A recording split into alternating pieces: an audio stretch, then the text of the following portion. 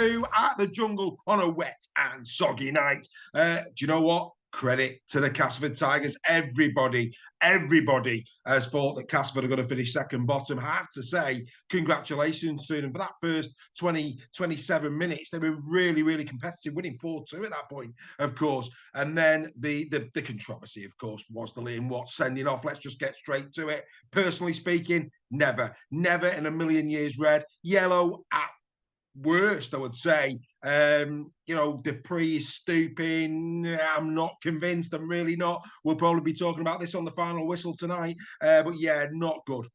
I'm afraid there was worse crimes in this game than the Leon Watts one. I mean, Cade Ellis. There's a case in point. Cade Ellis. How on earth did the Cade Ellis shot not at least get a yellow? There's the question. Harry Smith. How's that not a red? I don't want to see players sent off. It's above the horizontal. There is force there. Don't get me wrong. I think Luke, mate, you don't want to be paralysed. What you're doing, I mean, I don't understand, why a player would duck the head and make it worse, because that's what he did. For me, red card for Smith, yellow card for Hooley for non-gentlemanly conduct. That's what I say. What do you say? I just don't think that was appropriate from Luke Hooley at all. But yeah, it's just unbelievable. Absolutely unbelievable decisions in this one. Do not understand it. Ellis has to be a yellow if minimum if the Liam Watts is a red, and Harry Smith's a very lucky boy. Matt Peat at the end of the game playing down his concern on Harry Smith going into the World Club Challenge. I find it very hard to believe how the disciplinary committee could not give Harry Smith a little sit down. Personally, I don't want that to happen. I want them to go really well in the World Club Championship. Of course I do.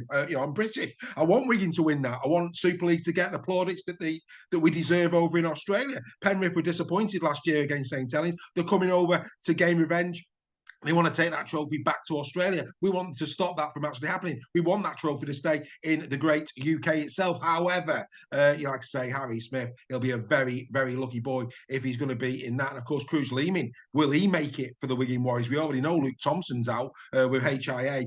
Leeming went over on the ankle. On Leeming, a really assured debut for Cruz Leeming, a try and assist. He was bang at it. He really was. We know Leeming's a quality player, don't we? And he's going to be exceptional for the Wigan Warriors this season. But again, back to Castleford. Hooley, not the best of games for Luke. I mean, that first try, he's got to do better there, hasn't he? He's got to do better. He had a few errors in this game. He'll be disappointed with that. But like I say, in those conditions, as a fullback, to only have 2 errors in a game when you're playing fullback in conditions like that, especially when you're being, quite a few eyeballs are going up, you've got to say fair play. Luke Hooley, not too bad. Broadbent, easy on the eyes always, I thought. Thought Woody had a good game, Sam Wood. Thought he had a good debut as well. Good to see Richardson back on the park for the Castleford Tigers.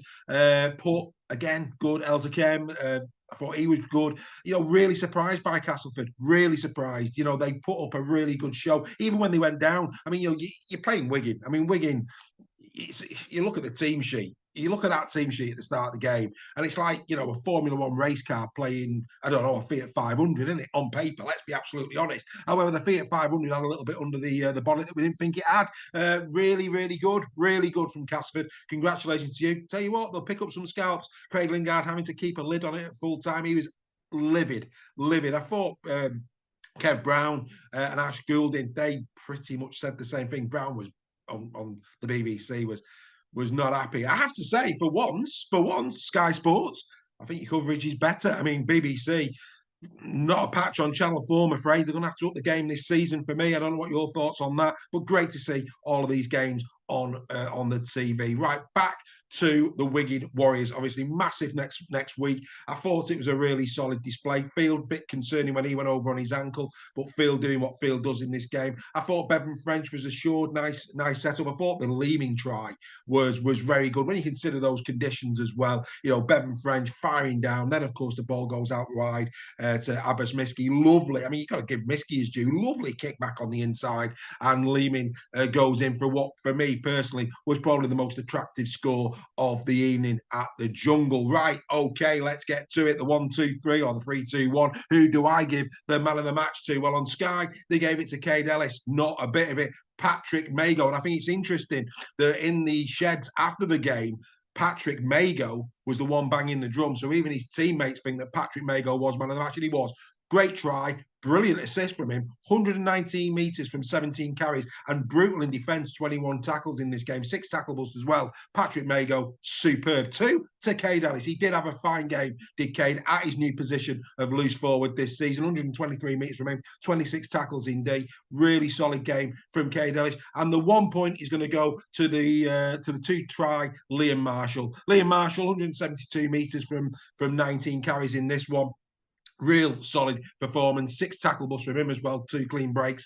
But of course, those 2 tries, I thought, he didn't do many tackles, but the tackles he did forced knock-ons. He had a really good game, did Liam Marshall. A lot of talk last week. Miskey stole the headlines at Wigan last year, didn't he? Be top try scorer. Don't worry about Liam Marshall. He'll be scoring plenty this season. So, yeah, great performance. I think everybody will be talking about the yellow cards, the red cards, and the cards that never were shown. Unbelievable. Maybe he only had 2 spare from Valentine's Day. I don't know. But for me, no doubt about it, I think some Wigan players got away with that one. A lot of talk on the chat, on our Facebook pages. Did Wigan get the rub of the green from the referee? Was the one eye from a British perspective? Well, this is controversial, isn't it? One eye on that World Cup challenge. Get in the comments, comment and subscribe. No doubt about it. I think even if it was 13-13 for the whole game, I do think Wigan had the quality to win this game. I thought Dupree, when he came off the bench, and Mago bruising. Obviously Cooper as well. But yeah, what are your thoughts? Don't forget, comment and subscribe. That's been In the Sheds from the Jungle. Castleford Tigers 4, the Wigan Warriors 32. We'll see you later in the day.